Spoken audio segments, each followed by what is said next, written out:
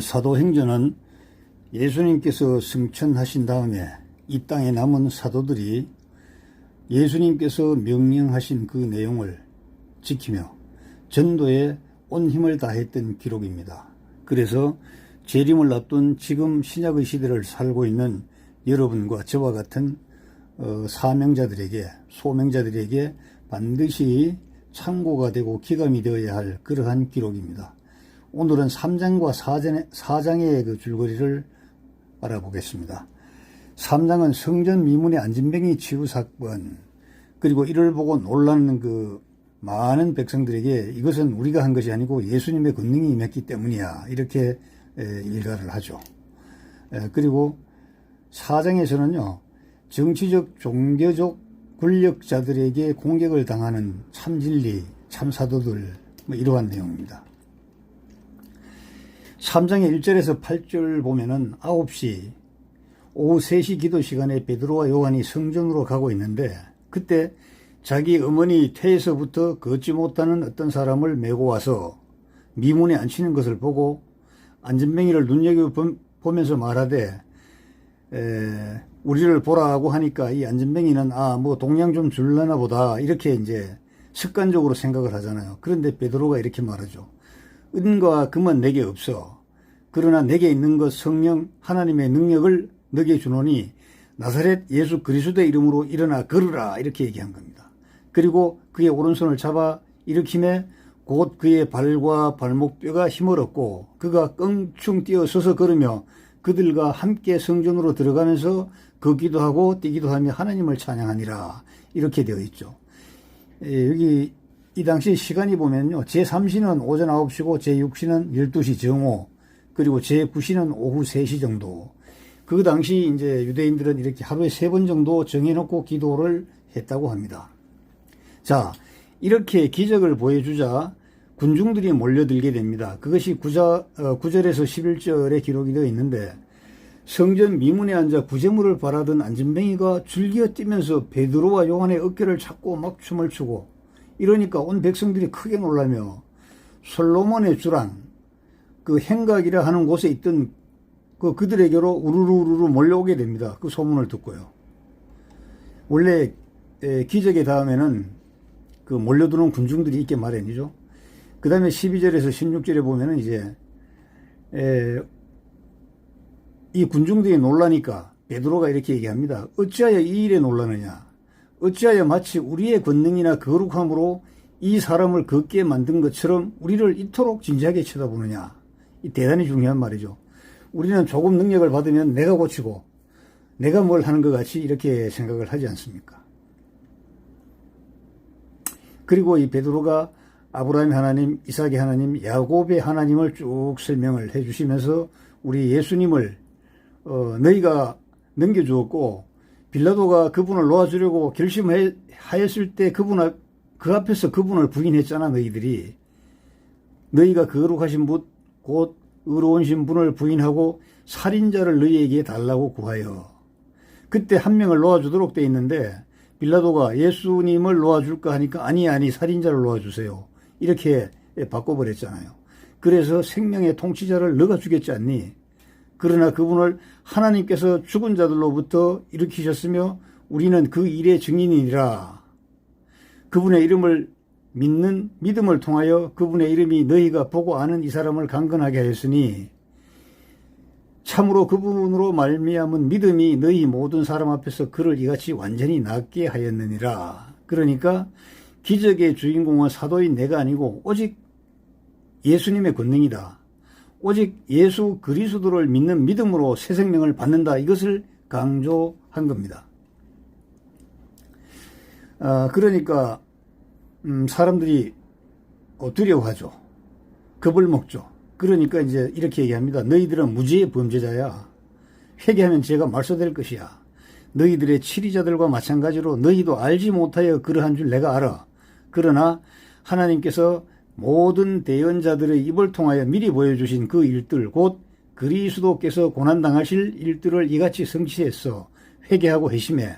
그러면 너희 죄들이 말소될 것이야. 이렇게 선포를 합니다. 22절에서 26절은 모세와 사무엘 이후 모든 대언자들의 예언을 주르륵 일거를 시켜서 그들에게 설명을 하는 것이죠. 모세가 너희들 조상들에게 말했지 않니? 주 너희 하나님께서 너희 형제들 중에서 나와 같은 대언자 하나를 너희를 위하여 일으키시리니 그 대언자의 말을 들으려 하지 아니하는 모든 혼은 백성 가운데서 멸망을 당하리라. 사무엘 이후의 모든 대언자들도 마찬가지로 이 날들에 대하여 미리 말하였지.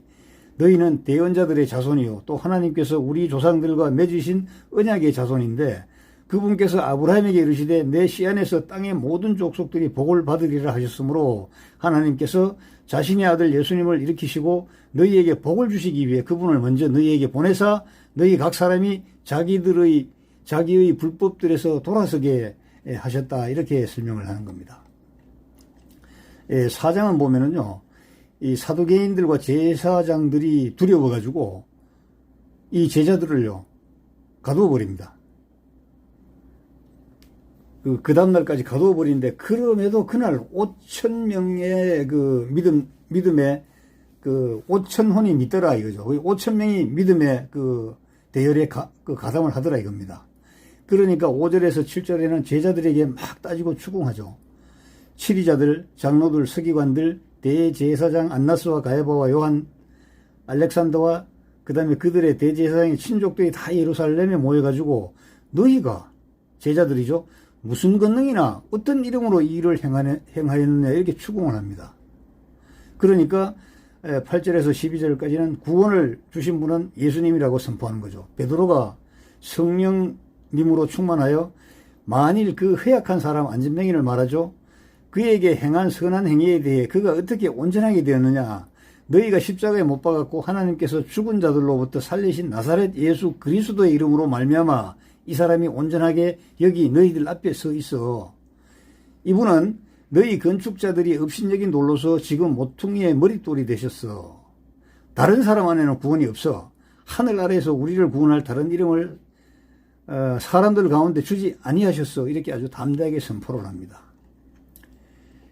그런데 이 베드로의 말을 들은 이 권력자들 이렇게 명을 하죠.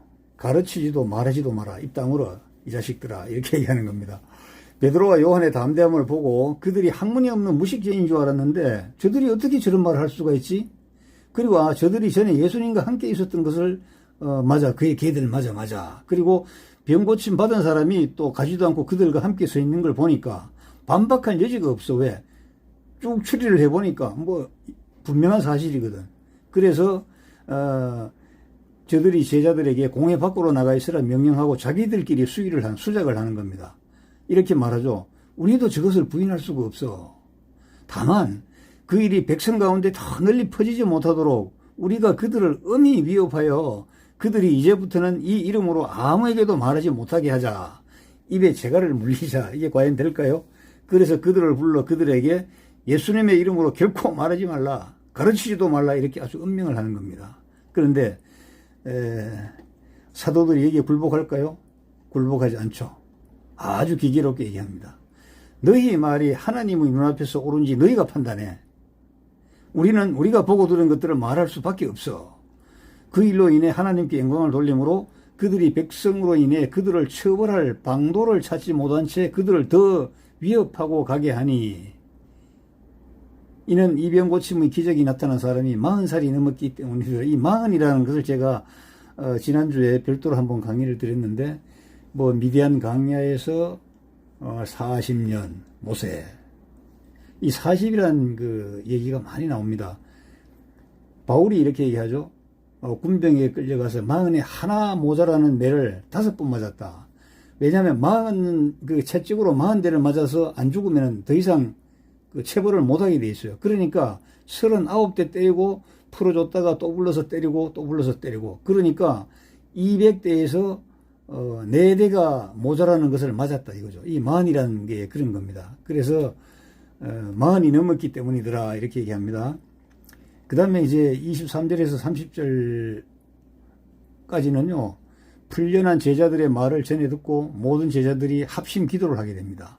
그들이 풀려나며 자기 동료들에게 모든 것을 전하니 한 마음으로 하나님께 목소리를 높여 이르되 주여 주는 하늘과 땅과 바다와 그것들 안에 모든 것을 만드신 하나님이시요 진실로 헤롯과 본디오 빌라도가 이방인들과 이스라엘 백성과 더불어 함께 모여 주께서 기름 부으신 주의 거룩한 아이 예수님을 대적하며 무엇이든지 주의 손과 주의 계획이 미리 작정하사 이루고자 하신 것을 다 행하려 하였나이다. 주여 이제 그들의 위협을 보시고 또 주의 종들이 전적으로 담대히 주의 말씀을 말하게 하시며 주의 손을 내밀어 병을 낫게 하시고 또 표적들과 이적들이 주의 거룩한 아이 예수님의 이름으로 이루어지게 허락하옵소서 하더라. 이렇게 이제 기도를 마치니까 함께 모인 곳이 흔들려요. 그들이 다 성령님으로 충만하여 담대히 하나님의 말씀을 말하더라. 그러니까 제자들의 기도에 앉아있는 그 지역 땅을 흔들어 응답하신 하나님이죠. 서로를 위해 자기 소유를 내놓아 부족함이 없는 공동생활을 시작하겠다. 31절에서 37절입니다. 믿은 자들의 무리가 한마음 한원이 되어 모든 것을 공동으로 소유하고 그들 중에 아무도 자기가 소유한 것들을 조금이라도 자기 것이라고 말하지 아니하더라. 사도들이 큰 권능으로 주 예수님의 부활을 증언하며 큰 은혜가 그들 모두에게 임하니라. 그들 가운데 부족한 자가 아무도 없었으니 이는 땅이나 집을 소유한 자들이 그것을 팔아서 그 판 것들의 값을 가져다가 사도들의 발 앞에 두매 그들이 각 사람에게 필요한 대로 나누어 주었기 때문이더라. 사도들이 키프로스 지방 출신의 요세라 하는 레이 사람에게 바나바라는 이름을 줬는데 그가 땅에 있었으므로 그것을 팔아 그 돈을 가져다가 사도들의 발 앞에 두니라. 땅이 있었으므로 자기 소유의 땅을 이렇게 사도들의 발 앞에 두니라. 이렇게 4장은 끝을 맺습니다. 4장의 끝이 바나바가 등장하고 자기 땅을 다 팔아서 그 돈을 사도들의 발 앞에 두니라. 이렇게 끝을 맺었잖아요. 그럼 그 다음은요.